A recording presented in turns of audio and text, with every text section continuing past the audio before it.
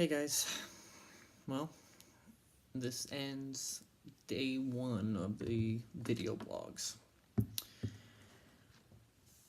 And as you can tell, I don't look like I did this morning's video.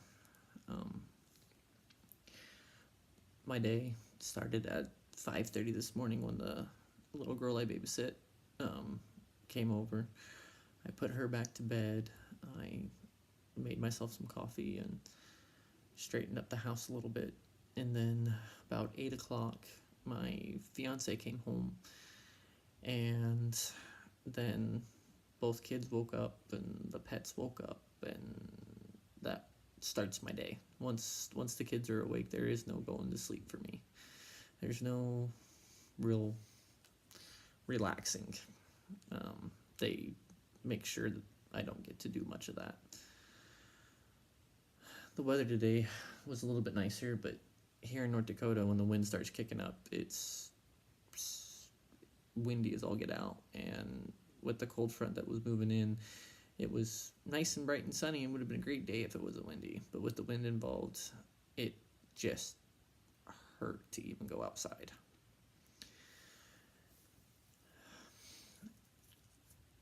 And I've not been able to regulate my temperature today. I've been cold, I've been sweaty, I've been clammy. I doesn't matter if I wear a sweatshirt or just a t-shirt or do anything else. It's just a constant rotation of temperatures, and it's been a few months since I've really had that. It used to be every day. I couldn't control it. Didn't matter if it was the middle of winter or the middle of summer. I'd either be too hot or too cold, and the next minute, doesn't matter, it'd be something else. So trying to get reused to that again sucks. But oh well. Anyway, along with that today, the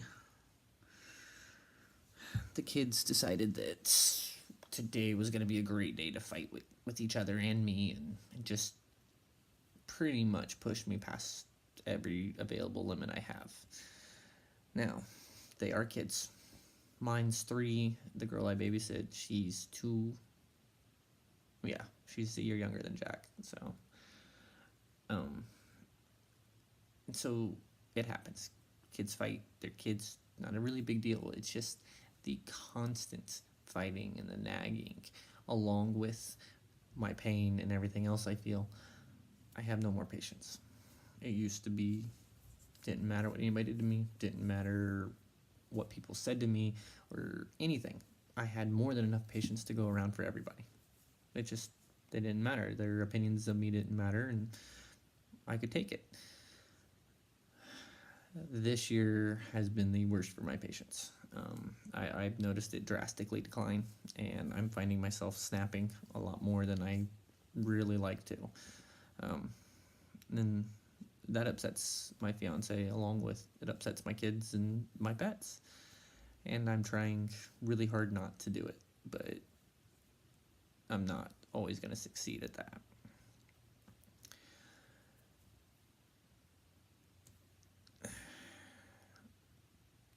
For you that are going through it, and you have those moments where you don't know what you're supposed to do anymore. You're just beyond every available limit, and you just don't know what to do. The only thing that keeps me going is my family. Even if I have upset them, or even if they've irritated the hell out of me and all I want to do is get away, they're honestly the only thing that gets me through most of my days. They're the reason why I keep doing what I do. They're the reason why I keep pushing myself through the days to make it, because they need me, and I need them. And if anything comes out of these video blogs, it's that. It's you have to find your reason to want to keep going on. The fibro will take its toll on you. It will push you down in the dirt and drown you in the mud. You've got to find that one strength you have and pull yourself back up out of it.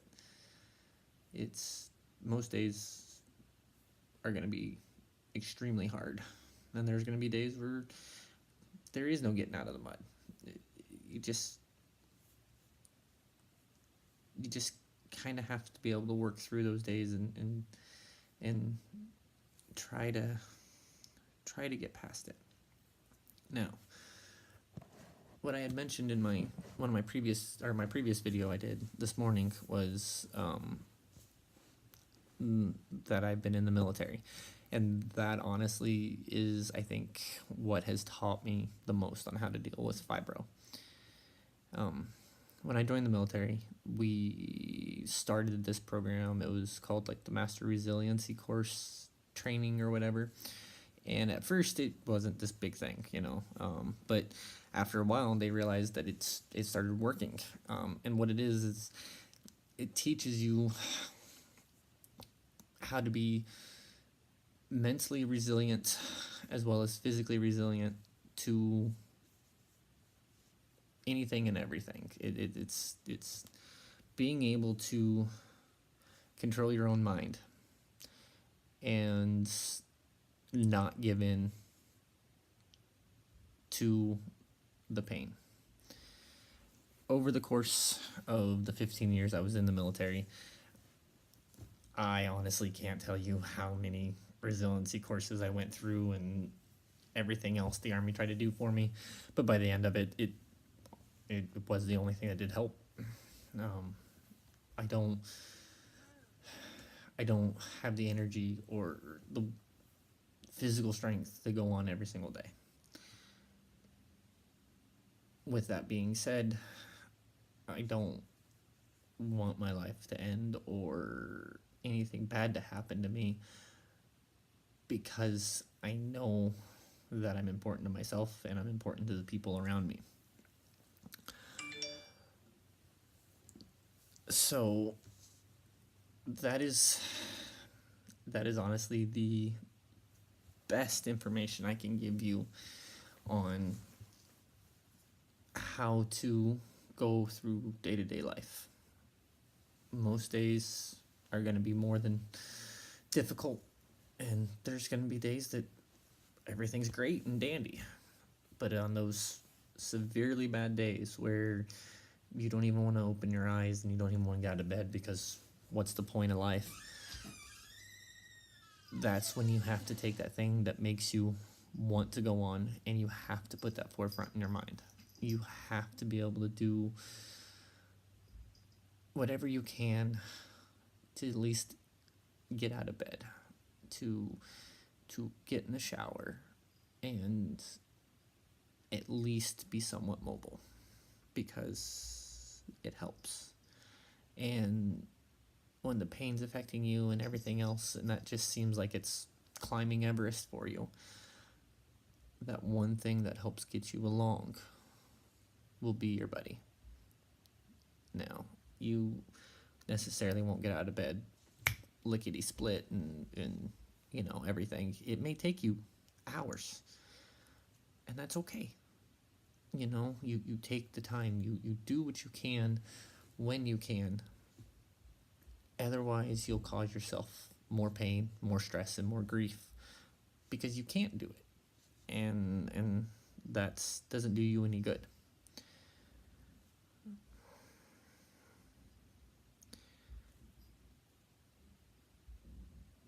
With that being said,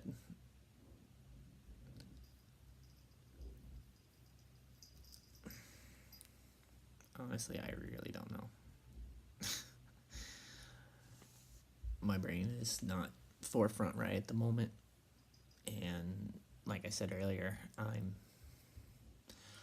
still can't control my temperature right at the moment. I'm sweaty and extremely clammy.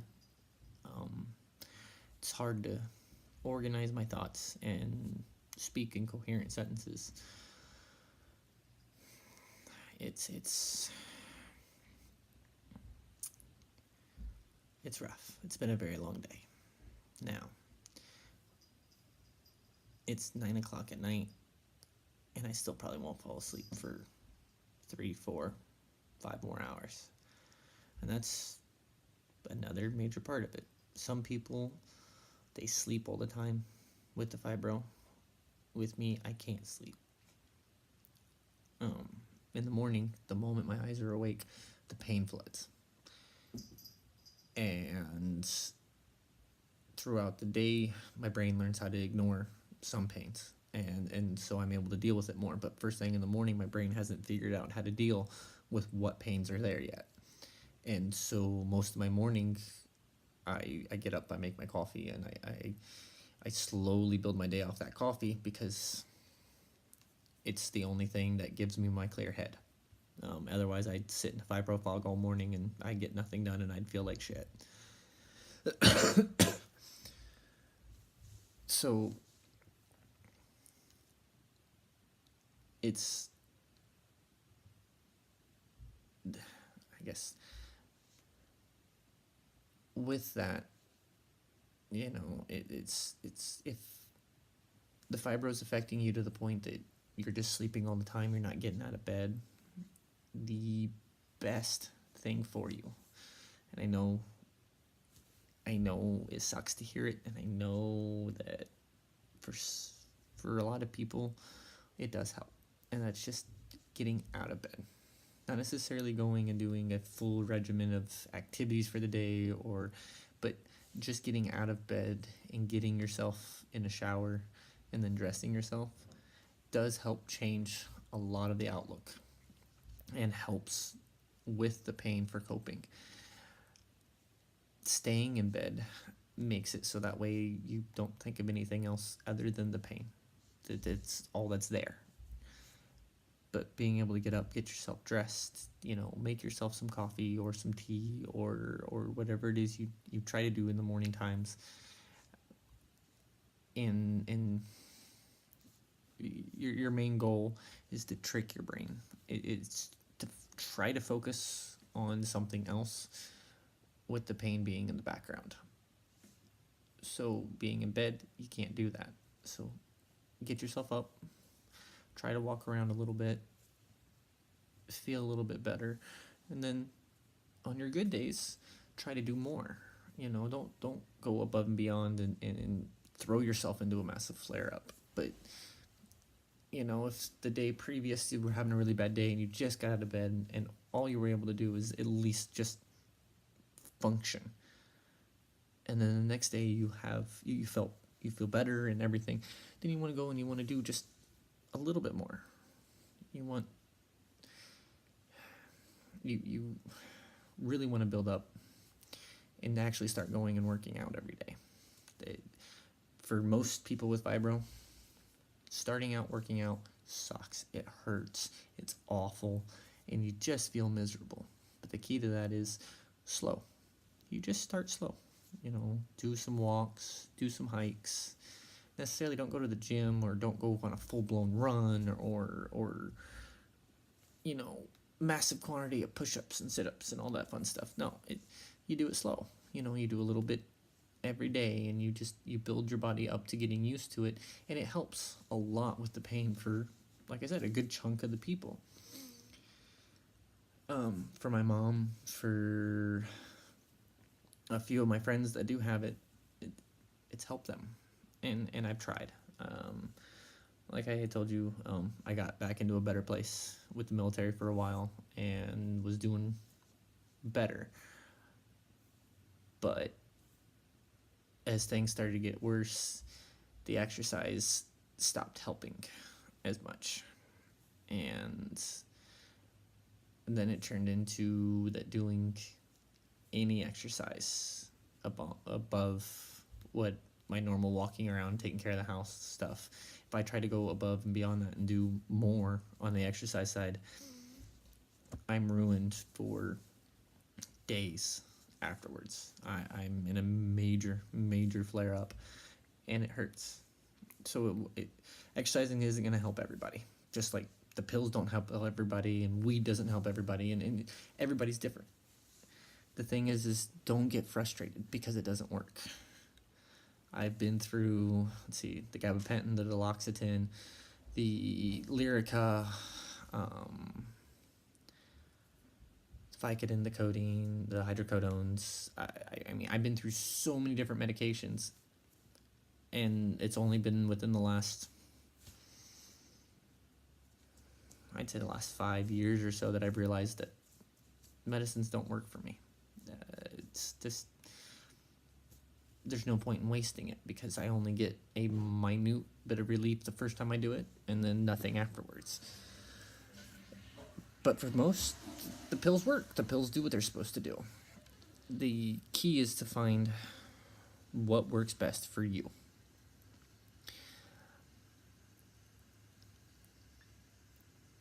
And with that being said, this will end tonight's video blogs, and I will try to be on again tomorrow and post another one. But if you guys have any questions or comments, please, by all means, leave a comment below, or find me on Reddit. It's Game Crazy Nerd, GMCRZYNRD, and send me a message or whatever works best for you guys. But definitely hit subscribe if you do like my videos, and like I said, I'll try to keep posting at least once or twice a day. Thanks, guys.